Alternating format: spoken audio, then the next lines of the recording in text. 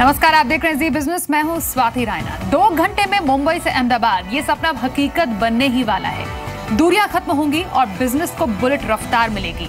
मुंबई से अहमदाबाद रूट पर शुरुआती पॉइंट को लेकर विवाद सुलझा लिया गया है। यह तय हुआ है कि बुलेट ट्रेन अंडरग्राउंड स्टार्ट होगी। तो देश में 2023 तक दौड़ने वाली बुलेट ट्रेन का पहला स्टेशन मिल गया है, यानी बुलेट ट्रेन की ओर देश ने एक कदम और बढ़ा दिया है। बुलेट ट्रेन की बढ़ी रफ्तार, मुंबई में अंडरग्राउंड दौड़ेगी बुलेट ट्रेन। मोदी सरकार के महत्वाकांक्षी बुलेट ट्रेन ने अब रफ्तार पकड़ ली है। महाराष्ट्र सरकार बांद्रा कुर्ला परिसर बीकेसी में जमीन देने के लिए सहमत हो गई है। बीकेसी में Mumbai Ahmedabad high speed corridor के शुरुआती बिंदु को लेकर रेलवे और मुंबई महानगर रीजनल डेवलपमेंट अथॉरिटी के बीच विवाद था। MMRDA इसके लिए रेलवे को जमीन देने का मजबूती से विरोध कर रहा था। प्रस्तावित बुलेट ट्रेन बीकेसी से अंडरग्राउंड रूट से चलना शुरू होगी और समुद्र के अंदर 21 किलोमीटर लंबी टनल पार करके ठाणे में जमीन के ऊपर आएगी। बीकेसी में कुल करीब 67 एकड़ जमीन उपलब्ध है और परियोजना के लिए 10 एकड़ जमीन चाहिए। Mumbai Ahmedabad bullet train route 508 kilometre लंबा होगा, जिसमें कुल 12 स्टेशन होंगे, जिनमें 4 महाराष्ट्र में और 8 गुजरात में होंगे। बुलेट ट्रेन दौड़ाने की लागत 97,636 करोड़ रुपए आने की संभावना है, जिसमें से जापान से 80% तक का लोन लिया गया है। फिलहाल रूट पर इस बात का सर्वे किया जा रहा है कि पिलर्स का लोकेशन क्या होगा। Mumbai Ahmedabad bullet train corridor पर कंस्ट्रक्शन 2018 से शुरू होना है और 2023 तक इस प्रोजेक्ट को पूरा करने की योजना है। मोदी सरकार के बुलेट ट्रेन दौड़ाने की योजना पर सत्ता संभालने के बाद अब सवाल पूछे जाने लगे हैं कि कहां रुक रही है बुलेट ट्रेन, जबकि मोदी सरकार का दावा है कि बुलेट ट्रेन की रफ्तार तेज है, जल्द ही पटरी पर दौड़ेगी। इस बीच जमीन के विवाद का सुलझना रेलवे के लिए एक बड़ी राहत की बात है। ब्यूरो रिपोर्ट, जी मीडिया। तो मोदी सरकार की महत्वाकांक्षी योजना बुलेट ट्रेन, जिसका सपना अब जल्द ही साकार होने जा रहा है। और इस पर और चर्चा करने के लिए इस वक्त हमारे साथ कुछ खास मेहमान हैं। हमारे साथ मेरी सहयोगी सिल्की सिंह भी है, जो कि मुंबई से हमारे साथ है। साथ ही Chandrashekhar Prabhu, urban planning and housing expert. SK Vij ji हमारे साथ है, फॉर्मर मेंबर रेलवे बोर्ड। आप सभी का बहुत स्वागत है हमारी इस खास पेशकश में। सिल्की, सबसे पहले आपके पास आएंगे। 2 घंटे में मुंबई से अहमदाबाद तक का सफर, वो भी बुलेट ट्रेन में, जिसका सपना हर कोई अभी देख रहा है। जब ये परियोजना शुरू हो जाएगी और साकार भी हो जाएगी, मुंबई की तस्वीर कैसे बदल सकती है, ये आपसे समझना चाहेंगे। जी स्वाति, जैसा आपने बताया कि ये एक महत्वाकांक्षी योजना है सरकार की और काफ़ी लंबे समय से जो विवाद चल रहा था MMRDA के लैंड को लेकर, अब जहां जो स्टेट गवर्नमेंट है वो IFC इंटरनेशनल फाइनेंशियल सेंटर बनाने की कोशिश कर रही है और वैसे ही एक सेंटर गुजरात में भी मौजूद है। तो दोनों ही, गुजरात को इंटरनेशनल फाइनेंशियल सेंटर के रूप में देखा जा रहा है और मुंबई कमर्शियल कैपिटल है सिटी की, तो दोनों ही फाइनेंशियल सेक्टर्स के बीच में कनेक्टिविटी काफ़ी अच्छी हो जाएगी। और एक जो बड़ा तबका है, जो व्यापारियों का तबका है, फाइनेंशियल सेक्टर से जुड़े हुए लोगों का तबका है, उनके लिए भी काफ़ी सहूलियत हो जाएगी, क्योंकि 7 घंटे का लंबा सफ़र सिमटकर सिर्फ 2 घंटे का हो जाएगा। और इसको लेकर काफ़ी एक्साइटेड हैं लोग। जैसा आप अभी कुछ साल पहले मुंबई में वर्ली सी लिंक का उद्घाटन हुआ था और इसी तरह आज वर्ली सी लिंक एक लैंडमार्क की तरह देखा जाता है। और वैसे ही जो मुंबई में बुलेट ट्रेन आएगी, पहली बुलेट ट्रेन होगी वो देश की, और ये भी एक बड़ा लैंडमार्क होगा सिटी के लिए। वाकई, और हम पीछे एक्चुअली देख भी सकते हैं वर्ली सी लिंक, जिसके आगे आप हैं।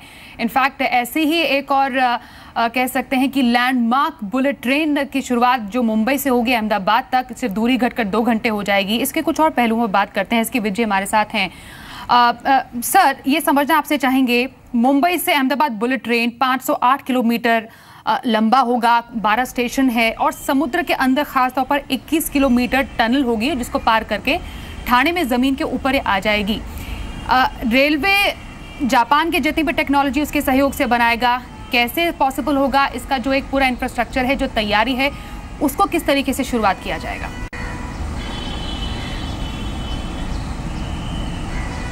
नहीं, देखिए, जहाँ तक बुलेट ट्रेन की एक कंसेप्चुलाइजेशन वो अर्लीस्ट है जापान का, उनका लॉन्गेस्ट एक्सपीरियंस है, और उनके पास में ये जो ट्रेन्स हैं ये बड़े रेगुलर कॉमन तरीके से चलती हैं with absolute safe 100% safe safety record over the last approximately 40 years Shinkansen train.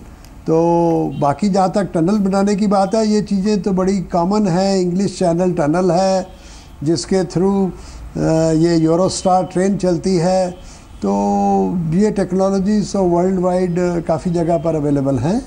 तो ये बहुत अच्छी बात है कि एक डिसीजन बॉम्बे कुर्ला कॉम्प्लेक्स के पास में अंडरग्राउंड, और ये IFCI जो आपने बताया फाइनेंशियल इंस्टीट्यूशन सेंटर, उसके साथ में एक दूसरे को ये they will complement each other, they will enhance the value. दोनों एक दूसरे की जो मतलब उनकी शक्ति है उन दोनों को बढ़ाएंगे। तो ये एक अच्छी बात है। और इंडिया जैसे बड़े नेशन के लिए एक बुलेट ट्रेन का आ जाना, तो मैं कहूँगा लेट है, ऑलरेडी जल्दी आना चाहिए। इस काम को जितना स्पीड अप हो सके उतना अच्छा होगा। एंड इंडिया को एक डिमॉन्स्ट्रेट करना है एज ए बिग पावर कि बुलेट ट्रेन भी चलती है, जो कॉमन परसेप्शन है। बिल्कुल सर, क्योंकि बुलेट ट्रेन कॉरिडोर पर कंस्ट्रक्शन 2018 से शुरू होगा, जो रुकावट थी वो पूरी हो चुकी है, 2023 तक प्रोजेक्ट पूरा करने की योजना है। लेकिन चंद्रशेखर प्रभु जी, ये आपसे समझना चाहेंगे कि मुंबई की तस्वीर को देखकर, उसके डेमोग्राफिक्स को देखकर कैसे प्लानिंग की जरूरत है बुलेट ट्रेन की शुरुआत करने के लिए? वो भी BKC उसमें कह रहे हैं उसका पहला स्टेशन होगा, वहां से शुरुआत होगी जो कि अहमदाबाद तक जाएगा। देखिए, बुलेट ट्रेन के लिए कोई खास मुंबई के प्लानिंग में तब्दीली करने की कोई ज़रूरत नहीं, ना उस मुंबई के प्लानिंग पे उसका कोई खास असर होगा। ये तो सिर्फ यातायात के लिए, जैसे आज लोग एयरपोर्ट जाते हैं तो एयरपोर्ट के बजाय BKC में जाएंगे और BKC से अहमदाबाद जाएंगे, अहमदाबाद से वापस आएंगे।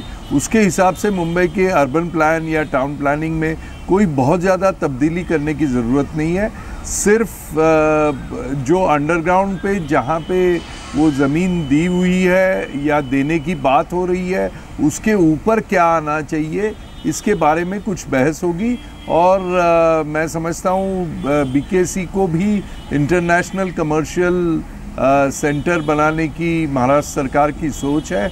अगर BKC के इंटरनेशनल कमर्शियल सेंटर से अहमदाबाद की इंटरनेशनल कमर्शियल सेंटर तक ये बुलेट ट्रेन जाएगी, तो मैं समझता हूँ 2 फाइनेंशियल हब्स को जोड़ा जाएगा। और उसमें मैं नहीं समझता हूँ कि टाउन प्लानिंग या अर्बन प्लानिंग में कोई तब्दीली करने की ज़रूरत है, या कोई बुलेट ट्रेन आई इसके लिए कोई चेंज मुंबई में होगा, ऐसी कोई बात मैं नहीं समझता हूँ। सिर्फ व्यापारियों को जल्दी एक शहर से दूसरे शहर जाने का मौका मिलेगा। एब्सोल्युटली, फ़ायदे बहुत है। लेकिन इसके विज सर जी, आपसे समझना चाहेंगे कि डेफिनेटली हम काफ़ी ज़्यादा इसमें फ़ायदे व्यापारियों के लिए और बिज़नेस के लिहाज से काफ़ी ज़्यादा एक अप थम्स अप की बात है। पर अगर जो एक सर, जैसे चंद्रशेखर प्रभु सर भी बोल रहे हैं कि ज़्यादा चेंज करने की प्लानिंग की ज़रूरत नहीं है, बट जब काम शुरू होगा, इसकी जब प्लानिंग शुरू होगी, आपको लगता है उसमें कुछ चैलेंजेस आ सकते हैं? कैसे उसको पूरी तरह एग्जीक्यूट किया जाए? एक बहुत बड़ा टनल है जिसको बनाने की बात की जा रही है, वो भी bullet train through a very good और हाई फाई जो टेक्नोलॉजी की हम जापान से लाने की बात की जा रही है। देखिए, टनल बाय इटसेल्फ कोई बहुत बड़ा चैलेंज नहीं है। आप मुझे पूछ रहे हैं, मैंने बताया इंग्लिश चैनल। चंद्रशेखर जी, आपके पास आते हैं, विज सर से पहले जान लेते हैं। सॉरी जी, विज जी बताइए। हाँ, तो टनल बनाना बाय इटसेल्फ कोई बहुत बड़ा चैलेंज नहीं है। वर्ल्ड वाइड ये टेक्नोलॉजीज बहुत अवेलेबल हैं। इंग्लिश चैनल टनल का एग्जांपल मैंने आपको दिया। और जहाँ तक कि BKC में अंडरग्राउंड एक डिपो बनाया जाएगा, बिकॉज एक टर्मिनल होगा, एक मेंटेनेंस डिपो होगा, तो इतना बड़ा स्पेस जो अंडरग्राउंड में करना होगा, उसके लिए कुछ चैलेंजेस होंगे, जिसके लिए प्लानिंग करना कोई बहुत मुश्किल नहीं है। After all metro railways India में ऑलरेडी बन रही हैं, मतलब ट्रेन्स के लिए जगह, और मान लीजिए जंक्शंस जो हैं वो भी बने हैं। दिल्ली में ही देखिए, ये चावड़ी बाज़ार, कश्मीरी गेट जैसी जगह में 3-3 लेयर के मतलब कनेक्शंस हैं। तो चैलेंज तो ज़रूर है, बट ऐसा कोई डिफ़िकल्ट काम नहीं है। बट स्पेस की वजह से, क्योंकि जैसे प्लानिंग में बहुत ज़्यादा फ़र्क ना पड़े तो बीकेसी में अंडरग्राउंड स्पेस ज़्यादा दिया जा रहा है, तो कोई बात नहीं, उचित है। और जहाँ तक वैसे भी कोई स्काई लाइन को ख़राब कर देना एलिवेटेड ट्रैक से ऑल ओवर एक कंजेस्टेड एरिया में, वो तो वैसे ही उचित बात नहीं है। एब्सोल्युटली। चंद्रशेखर जी, आपके पास इनफैक्ट ये भी समझना चाहेंगे, क्योंकि हमने चैलेंजेस की यहाँ पर बात की, आपको लगता है कुछ अर्ली हिकअप्स इसको लेकर आ सकते हैं, क्योंकि जब एक्चुअली एग्जीक्यूशन स्टेज में पहुंचेगा और इस पर काम शुरू होगा तो कैसी परेशानियां सामने आ सकती है एज एन अर्बन प्लानर, वो हम आपसे समझना चाहेंगे। नहीं, ज़मीन के नीचे अगर टनल बनाना है उसमें कोई चैलेंज मैं नहीं समझता हूँ। आज बॉम्बे में लोकल म्यूनिसिपल कॉरपोरेशन के इंजीनियर्स ने भांडुप से लेकर मालाड तक यानी 18 किलोमीटर का बड़ा पानी का टनल बना चुके हैं और सक्सेसफुली वो किसी को भी, किसी बिल्डिंग को, किसी को भी डिस्टर्ब किए बगैर 16-18 किलोमीटर का टनल तो आज भी बना चुके हैं और बनाए हैं, और वो सक्सेसफुल भी है, और उससे पानी भांडुप से मालाड तक जाता है। तो ये टनल की टेक्नोलॉजी, ये ज़रूरी नहीं कि सिर्फ जापानी लोग ही समझते हैं। जापानी लोग बुलेट ट्रेन में माहिर है, बुलेट ट्रेन में उनका तजुर्बा है। उनके यहाँ बुलेट ट्रेन ऐसे चलते हैं जैसे अपने यहाँ बस चलती है, तो उनके तजुर्बे का फ़ायदा ज़रूर होगा।